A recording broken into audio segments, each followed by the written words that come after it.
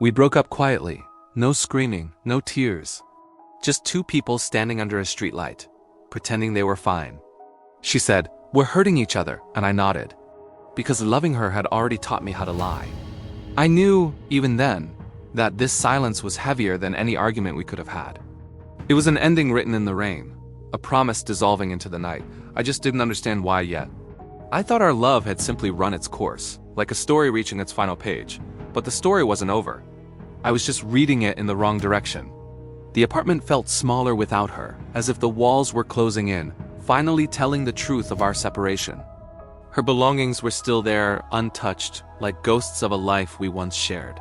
I'd packed her things carefully, meticulously, as if that kindness could somehow rewrite the ending we both knew was inevitable. Back then, I still believed love had failed us.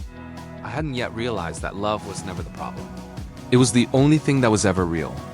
The problem was time, and the cruel, unchangeable fact that her clock was always ticking down while mine was just getting started. Our last argument wasn't loud. In fact, it was barely a whisper. That's how you know it is real, when the anger is gone and all that's left is a quiet, devastating sadness. She said, "You deserve someone who can stay." I replied, "I don't need anyone else."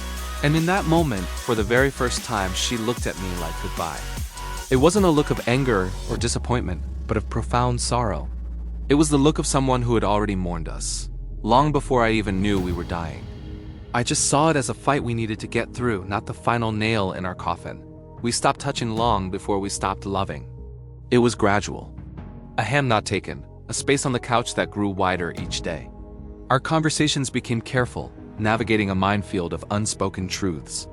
Smiles turned polite, like the ones you give a stranger. I thought this was just a phase, that all love simply grows quieter with time. I didn't realize her silence wasn't a sign of fading affection. It was her way of preparing me for the inevitable emptiness she would leave behind. She was slowly weaning me off her presence, trying to make the fall less painful. She started disappearing emotionally, long before she left physically. Her replies to my messages grew later, her smiles seemed forced, and her apologies were constant but never explained. I told myself she was just tired from work or stressed. I never pushed. I never asked what heavy burden she was carrying alone. And the truth is, I didn't ask because I was afraid of the answer. I think a part of me already knew that whatever she was hiding was something love couldn't fix. And I wasn't brave enough to face that reality. It was easier to live in denial. One night, as we walked under a sky full of glowing lanterns, she said something I didn't understand. "Promise me you won't wait forever." I laughed it off, trying to be romantic. "Forever is easy with you," I said. She looked at me, and for a split second I saw relief in her eyes, followed by a shadow of guilt. I didn't know it then, but that was the moment our love stopped being equal. She was already living in our future, a future without her in it, while I was blissfully stuck in the perfect present. She was setting me free, and I was busy trying to tie us closer together. She asked me once, on a quiet autumn day with leaves falling around us, "What would you do if loving me hurt you?" I answered without even a second of hesitation.